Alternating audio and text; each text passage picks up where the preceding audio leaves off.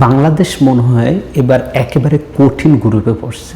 Bangladesh Asian গেমসে 2026 সালেই অনুষ্ঠিত হতে যাচ্ছে এশিয়ান গেমস, যেখানে বাংলাদেশ ওমেন অর্থাৎ নারী ফুটবল টিম তার একটি কঠিন গ্রুপেই পড়ছে। স্ক্রিনে দেখেন যে গ্রুপে বাংলাদেশ আছে, গ্রুপ হচ্ছে বি। আমরা যদি প্রথম গ্রুপটা দেখি, গ্রুপ এতে আছে জাপান, চাইনিজ তাই, ভিয়েতনাম এবং থাইল্যান্ড। আপনি যদি গ্রুপ সিতে দেখেন, গ্রুপ সিতে আছে চায়না, ফিলিপাইন, উজবেকিস্তান এবং হংকং, চায়না। আর গ্রুপ বিতে বাংলাদেশের প্রতিপক্ষ দেখেন উত্তর কোরিয়া, দক্ষিণ কোরিয়া, মায়ানমার এবং বাংলাদেশ। এই যে বাংলাদেশের প্রতিপক্ষ তিনটি টিম, তাদের র্যাঙ্কিং কত আপনি জানেন? আপনি যদি দেখেন এই মুহূর্তে স্ক্রিনে দেখেন উত্তর কোরিয়ার যে র্যাঙ্কিংটা, উত্তর কোরিয়া তারা এখন 11 নম্বর র্যাঙ্কিংয়ে আছে। আপনি দেখেন দক্ষিণ কোরিয়া তাদের র্যাঙ্কিংটা দেখেন 19 নম্বরে আছে।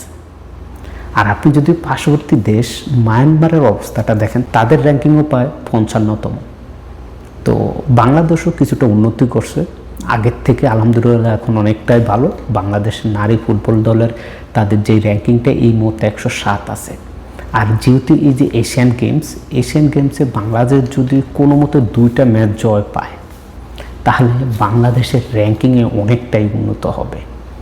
এই যে বাংলাদেশের প্রতিপক্ষ এশিয়ান গেমস শুরু হতে যাচ্ছে এই বছরের শেষ নাগাদ, সেখানে আশা করি বাংলাদেশ নারী ফুটবল টিম ইনশাল্লাহ আশা করি আমাদের বাংলাদেশের মেয়েরা ভালো করবে। তবে এখন পর্যন্ত গোলাম রাব্বানী ছোটনের নেতৃত্বে বাংলাদেশ নারী ফুটবল দলের এখনও স্কোয়াড ঘোষণা করা হয় না। প্রাইমারি যে স্কোয়াডটা হয়তো বা খুব দ্রুত আমরা সেই স্কোয়াডটি ঘোষণা পাবো এবং সেই সাথে সাথে আমরা আপনাদেরকে জানিয়ে দেব।